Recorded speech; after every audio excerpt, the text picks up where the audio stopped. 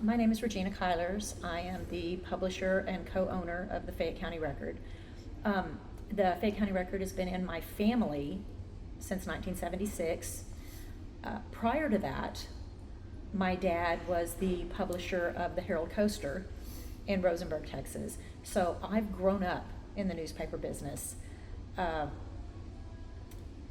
As my history with the Fayette County Record, we moved there when I was 12. And so that summer, I was given odd jobs like counting the change from the racks and whatever other things they could find for me to do just to keep me occupied, because I was a 12-year-old in a new town. And as time went on, I got busy with school, got busy with a lot of other things.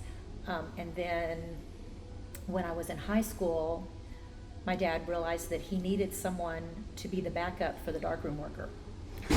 And he was about to hire someone, and my mom came to me and said, I was looking for a job, and she said, go talk to your dad. And I said, I don't want to work for dad. and she said, no, go talk to your dad. He needs somebody. So I went and talked to dad, and so every day after school, my last couple of years of high school, I went and I shot all the plates, like old school, shot the plates, shot the negatives for the pages, burned the plates, developed pictures, and I learned from the other person that we had there doing it so that she had a backup. Mm-hmm. And so I did that, and then off and on, if they needed something when I was in college, although I was pretty busy with that, but off and on, if they needed something, a weekend job or whatever, hey, could you come in and develop these pictures on the weekend for us or whatever, I would do that. And then I basically ran away from the paper. Mm-hmm. Was a school teacher I started teaching in 1986, and I taught school until 2012. Okay. Had a family, did all of that, but then at that point my brother had been killed in a car wreck in 2006, and we had hired an interim publisher, and while we tried to figure out what we were going to do, and at that point I came in and kind of worked under his tutelage for about 6 months, and then I took over as publisher. So I've been the publisher since January of 2013. Amazing. Can you talk about your role as publisher and what keeps the Fayette County Record doing so well? Well, I think there's a lot of things that keep the Fayette County Record doing really well, and I think the number one thing is the people that we have working for us. And I can't take full credit, but we have over time hired some really, really good people who have become very loyal. And so we have 2 employees who are there since my brother had hired them, and they're still there.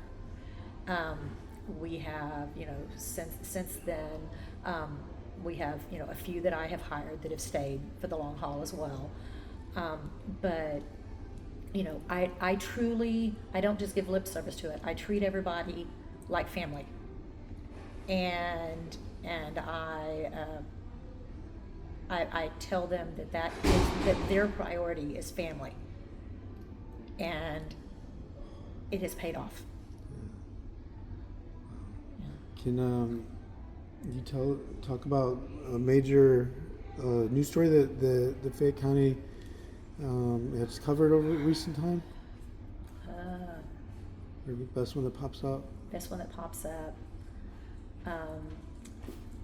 Of course, the old "if it bleeds, it leads." Is the unfortunate world that we live in, and we had a major story of a murder that took place. In this room first, excuse me. I think so. I'm not sure. I think so. Are we in here first this morning? Oh, I'm not sure. Can I? That's okay. Absolutely. I think that's correct. Is that right? I think that's correct. I'll just add to the other. And you know, I mean, it was really hard because it was a local kid who committed the murder, and so like when they were trying to find people for the jury, people that had gotten called in for jury duty were like, some were teachers, and some of them, you know, were like, all I could see is that kid that was sitting in my classroom. All, you know, so it became a very difficult trial. You know, ultimately, yes, he was found guilty, and you know, that was really sad. Another one that has always stuck with me is the highway cleanup crew. One day was cleaning on the sidewalks, and they found what they initially thought was a dog skull or something, you know, they couldn't figure out what it was. They knew it was a skull of something, but at the same time they're like, wait a minute, this looks a little too much like human. And it turned out it was a premature baby's skull. And for a while it went, you know, it kind of became a cold case. And then as time, you know, a year or so passed, I can't remember what the time frame was, but you know, some time went by, and then there ended up being an accusation. A teenage girl made an outcry that she had been abused by a family member, and it turned out that that baby was actually a baby that her sister had given birth to, and it dead. It was dead. You know, it was a stillbirth kind of a thing, and that they had just buried it in the backyard, and apparently it had gotten dug up, and that's how the skull had been found. And yeah, that one was pretty dicey, and of course we tried to handle it carefully because we wanted to protect the children involved, but you know, that one was tough.